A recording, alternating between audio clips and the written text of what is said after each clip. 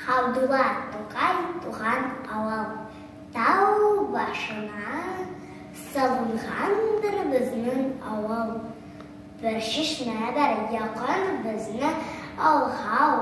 Аулы біздің янын, суетан білен, шуңар күлі, сиен жаным тәнім білен.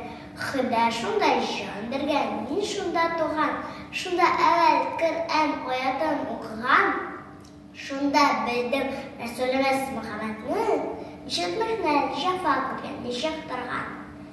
Истен шықмамында мінім көргенлерім. Шытлық білен ойнап, қамыр сүргенлерім.